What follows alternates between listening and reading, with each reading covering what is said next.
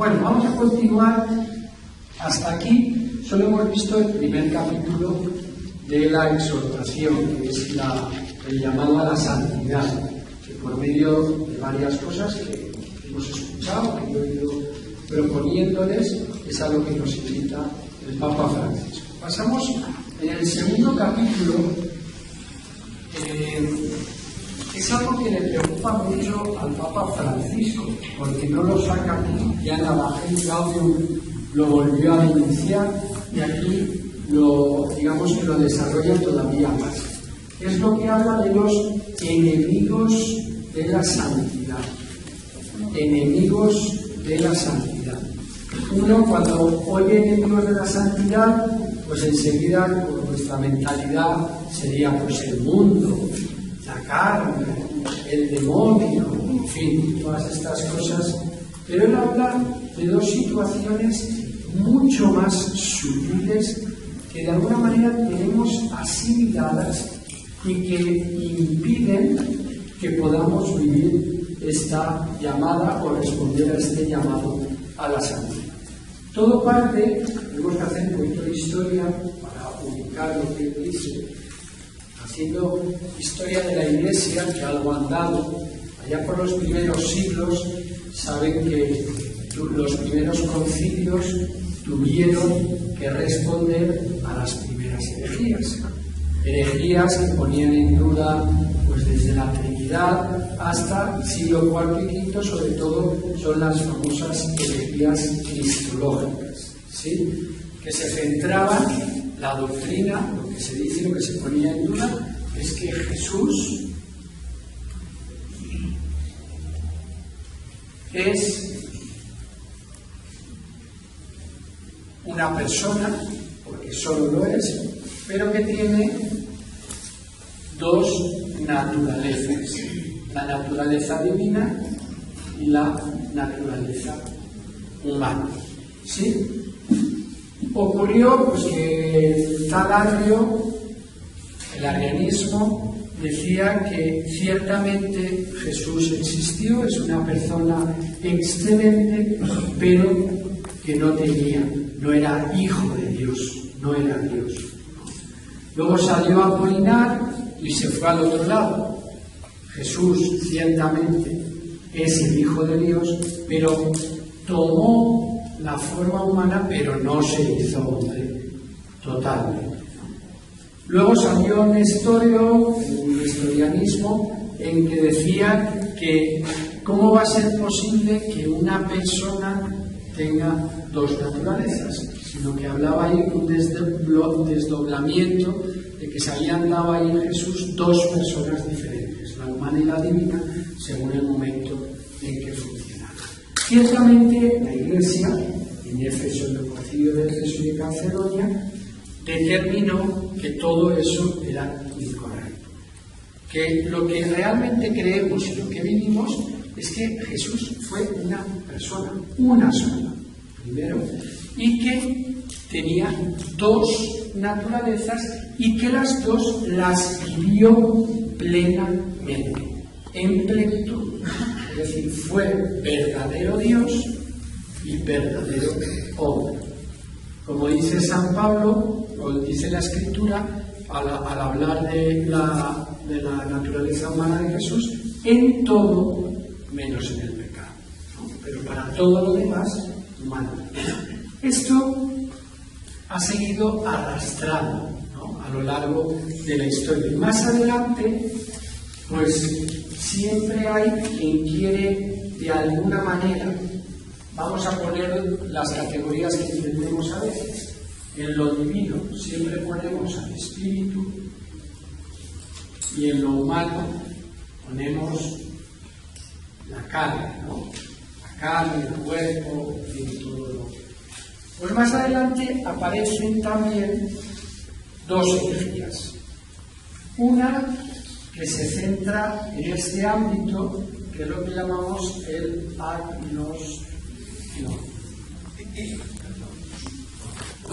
agnosticismo es otra cosa.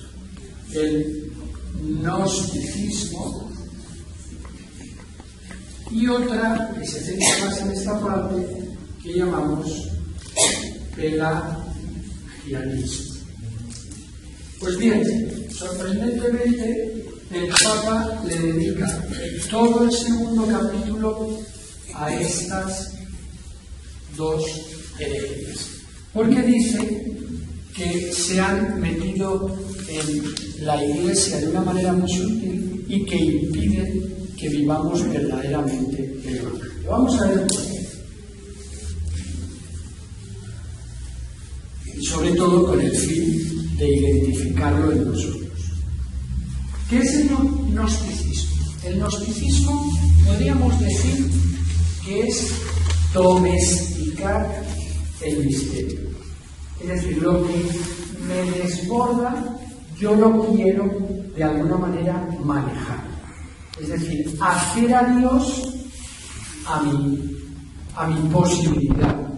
Y entonces los gnósticos son los que, a partir de una doctrina, normalmente una doctrina de cierta pureza, de creer ciertas cosas, de una moral que hay que vivir, todos los que tienen ese saber, esa doctrina, los que viven así, son los que pueden salvarse, los que están viviendo lo que Dios quiere. Entonces, queda al margen, de alguna manera, queda al margen. Hay una selección de los que cumplen esto y de los que no. ¿Sí? Esto, lo que es la herejía gnóstica, existía todo un grupo de iniciados que compartían unos saberes y según ellos eran los que se iban a salvar. El Papa Francisco dice, ¿cómo esto se ha inoculado hoy entre nosotros? Pues se ha inoculado en la versión de los que hacemos las cosas bien y los que hacemos las cosas mal. Los que rezan correctamente y los que rezan de manera errorosa. Los que siguen al pie de la letra el magisterio y los que interpretan a su manera. Los que cumplen la liturgia como es debido y los que son más libres, ¿no? Y empezamos a distinguir una pureza que creemos que esto nos lleva a la salvación o nos hace ser mejores, y lo que nos está haciendo es una herejía distancia de la comunión eclesial, porque distancia de la verdad de Dios. Entonces, él nos alerta diciendo, cuidado con lo gnóstico. Lo gnóstico es tan sutil que a veces en la categorización que hacemos de personas, los buenos y los malos, los que no tienen, él tiene una expresión en contra de estos, ¿no? De los que son puros, de los que en el número 42, cuando habla de que bondad o vida de Dios hay en todos los seres humanos. Y dice aquí, aun cuando la existencia de algo haya sido un desastre, aun cuando lo veamos destruido por los vicios o adicciones, Dios está en su vida.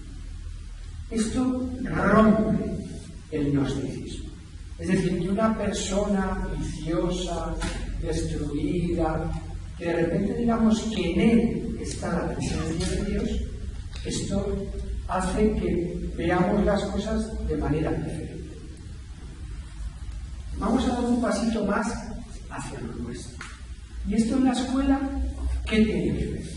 Pues mira, esto en la escuela puede ver, por ejemplo, con el creernos con las respuestas a todas las preguntas. Cuando decimos sin querer, es que la fe da respuesta a todas las preguntas que tenemos. Estamos jugando a ser gnósticos, porque la fe no tiene todas las respuestas. No tenemos todas las respuestas. Si tuviésemos todas las respuestas, Dios no sería misterio.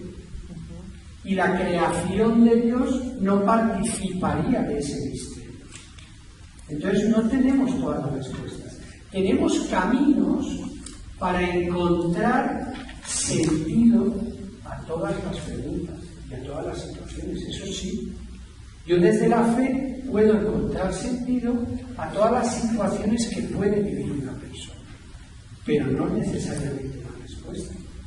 A mí cuando viene un niño y me pregunta por qué se murió mi padre cuando yo tenía 3 años, yo le dije, yo tengo que decir, no lo sé. Es que no lo sé, no te puedo responder a eso.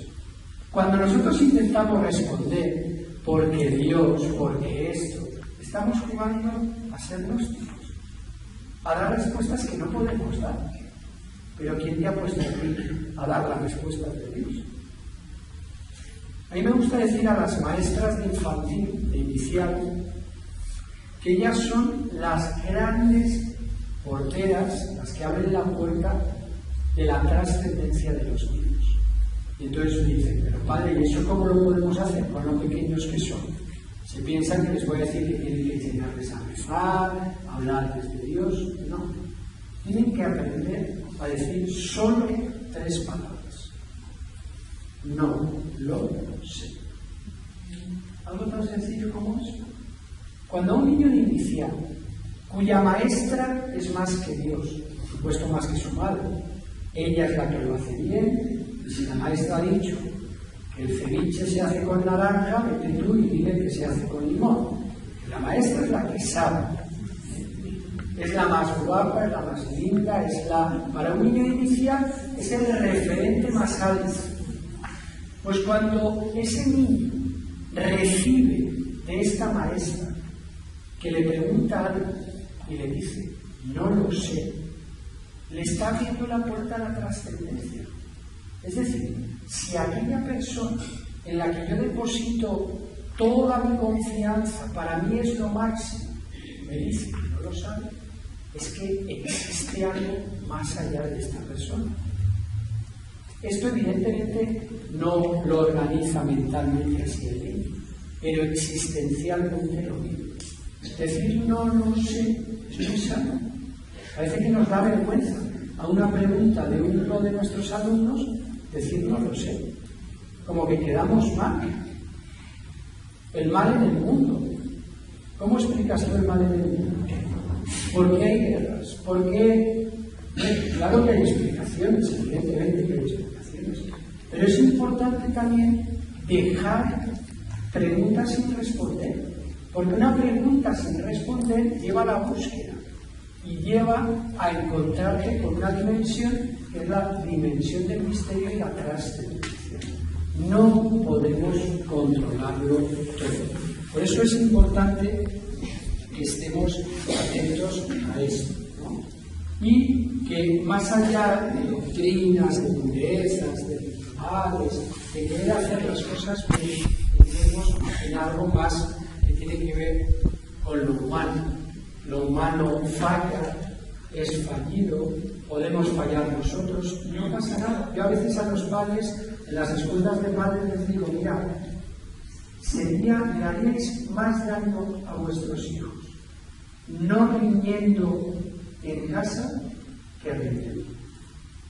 Lo único que tenéis que incorporar después de la disputa, de la riña, del enfado, es que vuestros hijos os vean pediros perdón. Ya está.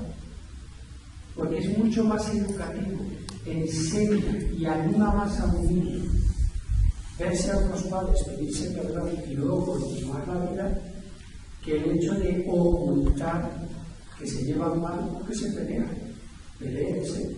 Lo único es que incorporen la reconciliación y el perdón en casa, que es muy sano para ustedes y sanísimo para sus hijos.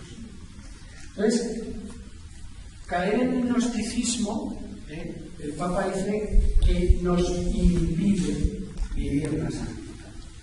El querer tenerlo todo claro y el querer que tenemos respuestas o soluciones para todo. Cuando hay cosas que no sabemos y no pasa nada. En el segundo lado, en el pelagianismo,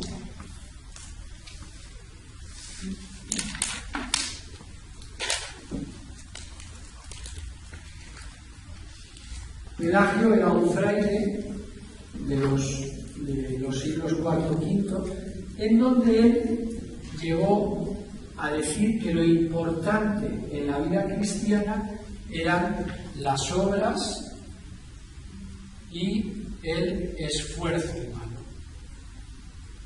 Es decir, ¿cómo llego yo a la salvación? Por puños, por empeño. Yo todo esto lo puedo sacar adelante. Y esto también se ha introducido mucho en nuestra iglesia. Y si no, veamos cuantísimas prácticas que llamamos de piedad son pelagianas. ¿Qué hacen muchos cuando ponen una vela a la Virgen de no sé qué? Están jugando con esto. ¿Qué hacen algunos haciendo una peregrinación de rodillas a no sé dónde? Cuando he hecho una promesa de que no voy a comer no sé qué cosa durante toda mi vida. Cuando digo que no voy, estoy jugando con la gracia de Dios. Como si yo pudiera manipular lo que Dios va a hacer. Eso es un neopelagianismo. Es posible ganarme la salvación por mi propio esfuerzo, luchando, sacando adelante las cosas. Claro, esto tiene un problema muy serio y que hoy ha aparecido, y es que el pelagianismo rompe con todo lo que es la doctrina del don, del regalo. Claro, ya no es un don y un regalo lo que yo tengo. Cuando tú le preguntas a alguien que vive desde esta clave, no, es que yo he llegado a ser lo que soy porque lo he trabajado. Yo soy lo que soy porque me he dedicado a estudiar. Yo soy lo que soy porque me he levantado todos los días a trabajar y hoy tengo todo lo que tengo. Cuando el hombre se centra en sí mismo y rompe con la dinámica del don, de la gracia, aparece, por ejemplo, el tema del aborto y la eutanasia. ¿Cuál es el fundamento de la sociedad civil para argumentar abortar? Nadie, yo no he escuchado a nadie, ni siquiera abortista, que esté a favor de acabar con una vida humana. Yo no lo he escuchado. ¿Ustedes han escuchado a alguien que quiera abortar, que defienda que se asesine a un niño? Yo no lo he oído. ¿Cuál es el argumento fundamental del abortista? Mi cuerpo es mío y con mi cuerpo hago lo que quiero. Si en mi cuerpo tengo algo que todavía no es un ser humano, es un feto, hablan de fetos, es un germen de algo, y es mío, yo decido sobre mi cuerpo y hago. La eutanasia, el ser humano, en cuanto es útil, vale. En cuanto produce, en cuanto es fruto de su esfuerzo, tiene valor. Pero ¿de qué sirve una anciana de 87 años que hay que darle de comer, hay que lavarla, hay que trasladarla? ¿De qué sirve? La dinámica, como eso ya no es un regalo, eso ya no es un ser humano que produce, acabemos con él, quitemos de la vida. Eso es el neopelagianismo metido en la esencia de nuestra sociedad. Pero vamos a ir más allá. Y en la escuela, ¿esto será? Pues miren, yo no sé si alguna vez han utilizado esta frase, pero esta frase es pelagiana. Y es: el que lo quiere, el que quiere, puede, ¿no? Y el que quiere, lo consigue. Querer es poder. Esto es puro pelagianismo, que inoculamos en nuestros estudiantes sin darnos cuenta. ¿Por qué querer es poder? No.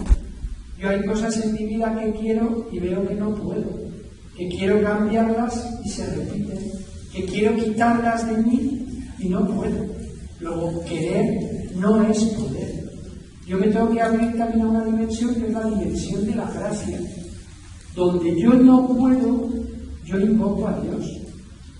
¿Cuántos de ustedes tienen problemas serios de cualquier tipo y no se les ha ocurrido estar con Dios.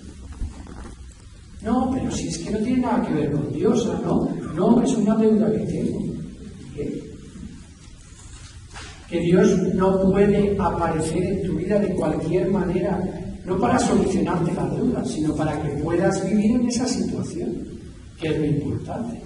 No para que te encuentres ahí 3000 soles debajo de una piedra. ¿Quiénes de ustedes han valorado al alumno que se porta bien? Es el bueno. Eso es evangelismo. Al que actúa bien, al que responde a mis expectativas, al que responde acorde a las normas, es el bueno. Y el que no responde a las normas, el malo. Pues sin querer les estamos metiendo en esta dinámica.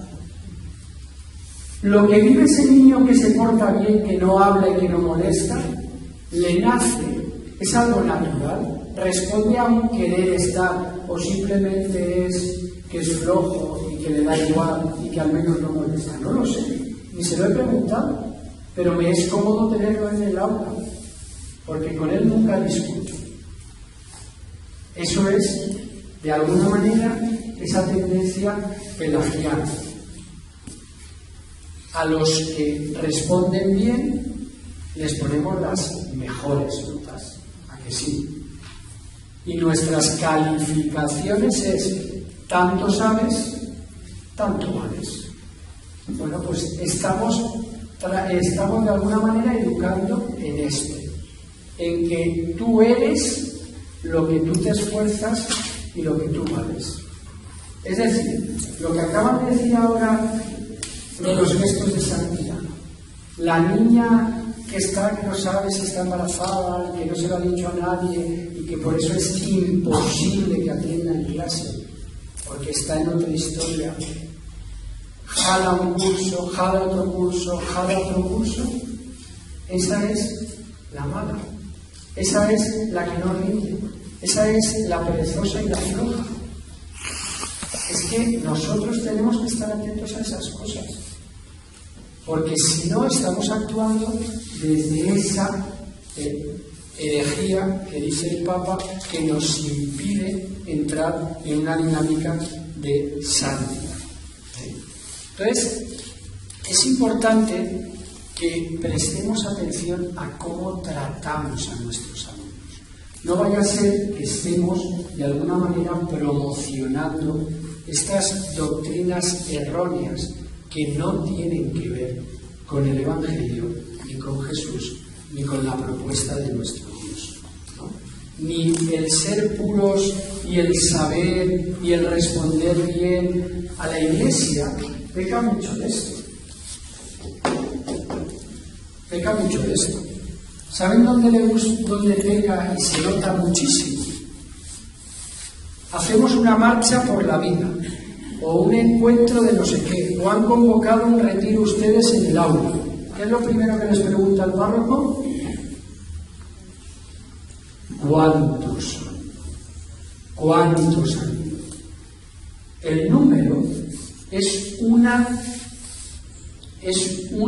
claro indicador de pelagianismo.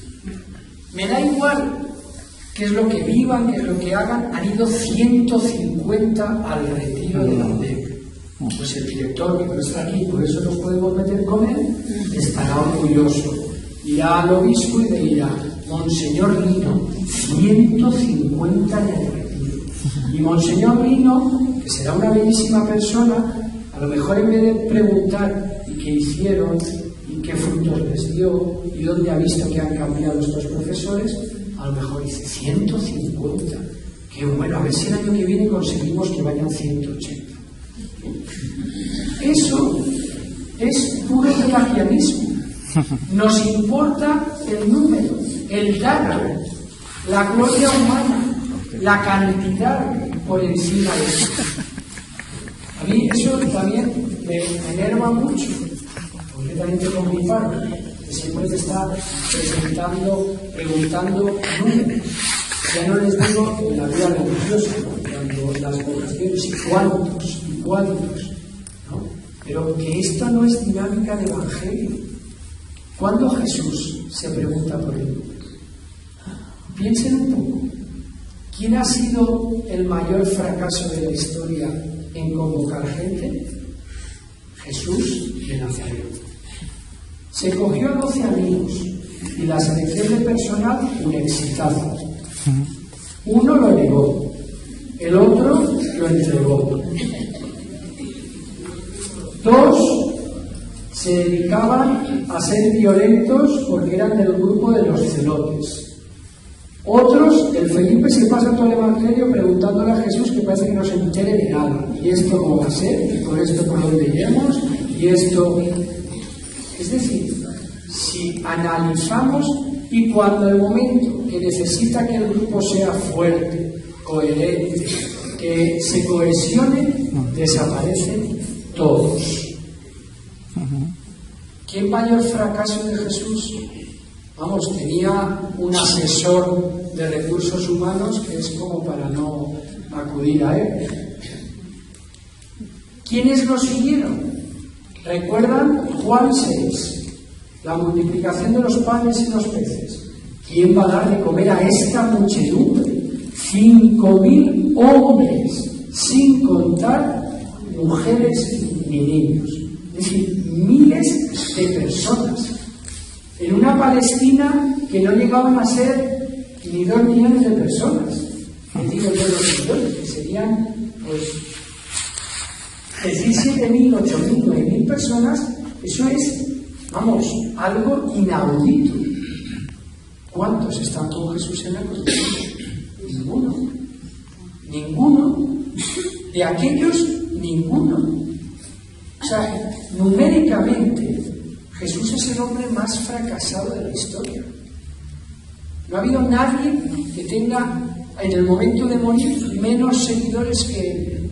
Su pobre madre, que menos mal, que la madre no le deja. Y según dice el Evangelio de Juan, es curioso que lo diga el Evangelio de Juan, el de Marcos y Lucas nos hablan de Juan, pero no me voy a meter en ese circo ahora. Entonces, ¿por qué nos preocupamos tanto por los números? Por el prestigio de la Iglesia, por lo que podamos o no podamos socialmente. Preocupémonos del Evangelio, preocupémonos de esos pequeños gestos de los que hemos hablado. Y Francisco dice, mire, ni la pureza de hacer las cosas bien, ni los números, ni el esfuerzo. Él dice, acabando este apartado, este capítulo, solo la caridad hace posible el crecimiento en la vida de gracia. Porque si no tengo caridad, no soy nada. Es decir, al fin y al cabo, lo que nos va a hacer crecer en la gracia no es todo esto, aunque haya momentos que estas cosas nos ayuden, sino la caridad. El amor, solo el amor hace crecer en la gracia. Recuerden el himno de Corintios 13, de aunque diera mi cuerpo a las llamas, iba a decir, hasta que me entregue yo mismo, si no tengo amor, no tengo nada. Entonces, ¿por qué centrarnos en tantas cosas que hay que hacer? Yo no sé si ustedes son catequistas, pero parte del fracaso de la catequesis está en esta línea. Que lo que nos interesa es el número, que sepan, que vengan a misa, que vengan y utilizamos. Claro, ahí tenemos una clientela fabulosa en los de confirmación. Hay celebración parroquial de no sé qué. Para los de confirmación es obligado. Y quien no vaya no se confirma. Claro, ahí los tienes a los pobres pues como paranoicos. Hay no sé qué encuentro de la vicaría. Los de la confirmación es obligado. Y ahí tienes a los pobres. Luego se confirman y les dices, hay tu tía. Ay, pues que haya lo que hay. Ahora que me he confirmado, bye bye, y que engaña a otros. Claro, pero es que esto año tras año lo repetimos y no pasa nada. y nadie dice nada. Como si esto tuviera, porque si tuviera frutos, pero es que ni siquiera eso. Así que al final el amor es lo que hace crecer una casa. Fíjense qué bonito sería pensar en un proceso catecumenal con niños en donde lo único que queremos subrayar en cada sesión es que practiquen el amor. ¿Algo se hace como eso? Si lo único que hace crecer en gracia es el amor, hagamos un proceso catecumenal en donde la sesión sea hacerles crecer en el amor. Piensen cómo hacer crecer en el amor a un niño. ¿Cómo? Ya se entiende. Página 18. Pinten la banda roja de Jesús.